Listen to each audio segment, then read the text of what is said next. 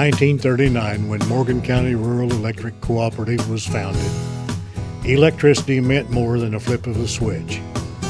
It was something of a miracle, a means to the end of the dim light of the kerosene lamp, the scorching heat of the wood stove-heated sat-iron, and the well-worn washboards.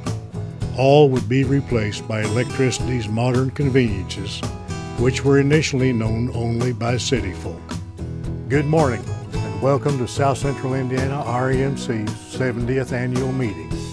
I'm Rex Franklin, Chairman of the Board of Directors.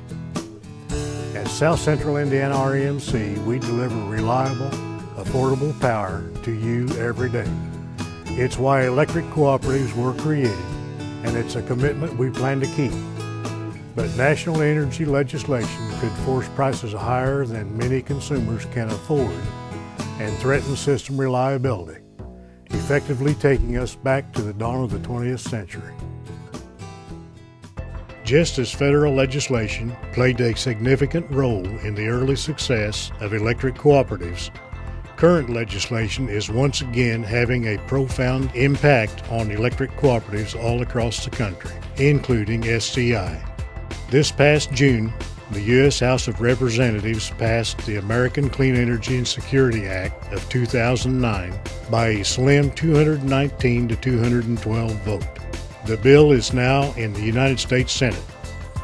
While final details of the legislation are still being debated, it is very likely a bill will be approved by Congress and signed into law by President Obama. Regardless of your position on global warming, Congress has decided that legislation is necessary to address climate change.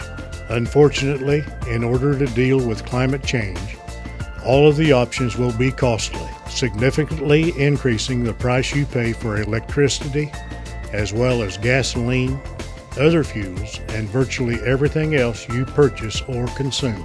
Some options are more workable and less costly than others, however.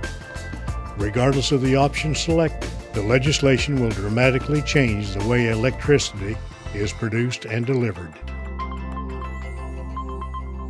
The most costly and controversial part of the legislation for electric utilities is the required reductions in carbon dioxide emissions and the cap-and-trade concept associated with reducing carbon emissions.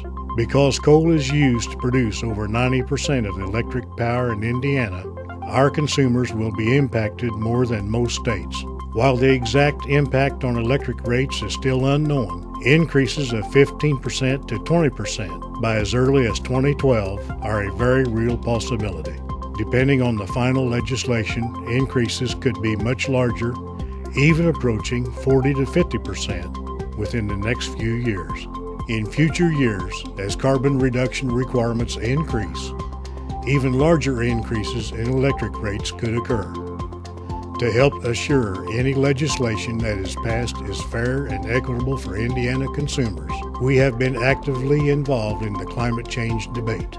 We have also worked hard to keep our members informed about the legislation and its potential impact on electric rates.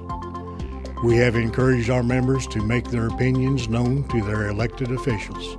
You have responded, with more than 15,000 SCI members sending letters to their congressmen. Nationally, cooperative members have sent over 2 million messages to Congress. The debate on climate change legislation continues, and we encourage you to contact Senators Lugar and Bayh and let them know that legislation must balance environmental needs with the need to keep electricity reliable and affordable for Indiana consumers. Information regarding climate change legislation and how to contact your elected officials is available on our website at sciremc.com.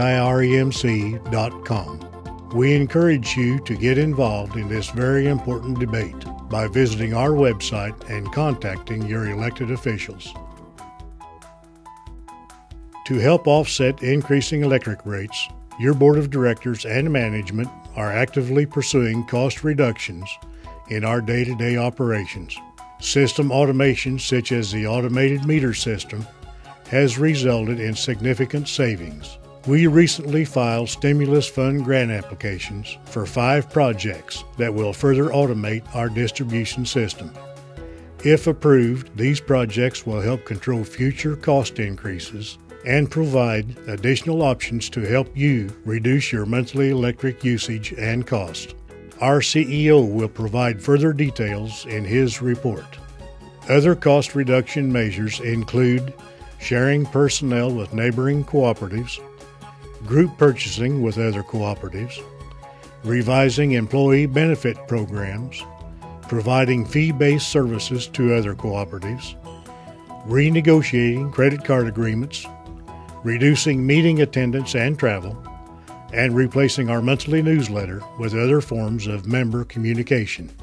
Another cost reduction initiative was a decision by the board this past February to downsize the board from 11 to 10 members. As a result of Roy Hardesty's retirement from the board, his board district was eliminated. The board districts were redrawn to reflect one less director district. This reduction is effective with the director elections at today's annual meeting. Your board is confident that this reduction will not have any negative impact on the board's ability to represent the best interests of our members. Your board of directors works diligently on your behalf because we are members just like you. We pay the same rates that you pay and understand your concern about rising electric costs. Your directors, along with the cooperative's management and employees, understand that we are connected to our members by much more than electric lines. You can trust that we will continue to serve you with integrity and accountability, just as we have since the cooperative was organized 70 years ago. On behalf of your board of directors, I want to thank you for your attendance today and for your support throughout the year.